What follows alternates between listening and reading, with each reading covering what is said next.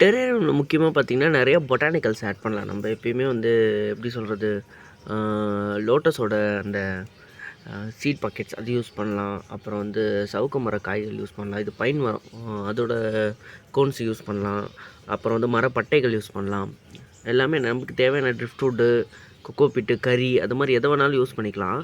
நான் வந்து இது பைன் கார்ன்ஸ் மோஸ்ட்லி வந்து எதுக்காக நான் வந்து ஒரு ப்ரிஃபர் பண்ணி சொல்கிறேன்னா, இந்த பைன் கார்ன்ஸ் பார்த்தீங்கன்னா தெரியும். நல்லா க்ளோஸ்டா இருக்கும். அதுவே இத பார்த்தீங்கன்னா கொஞ்சம் ஓப்பன்ல இருக்கு. 2த்துக்கும் என்ன டிஃப்ரென்ஸ்னா, பைன் கார்ன்ல பார்த்தீங்கன்னா, ஹியூமிடிட்டி அதிகமா இருந்தா ஆட்டோமேட்டிக்கா வந்து அது ஃபுல்லா க்ளோஸ்டா இருக்கும்.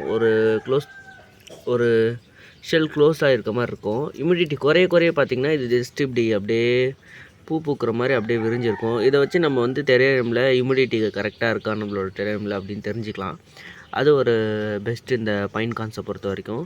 இந்த பைன் கார்ன்ஸ் மோஸ்ட்லி எங்கே கிடைக்குன்னா, மலைக்காடுகளில் வந்து அதிகமாக பைன்ஸ் கிடைக்கும். அப்படி யாருக்கும் தேவைப்படுதுன்னா, ஆன்லைனில் நிறையா சைட்ஸில் வந்து இப்போ பைன் கார்ன்ஸ் செல் பண்ணுறாங்க டெரேரியமுக்காக. வாங்கி வச்சிங்கன்னா ரொம்ப பெனிஃபிஷியலாக இருக்கும்.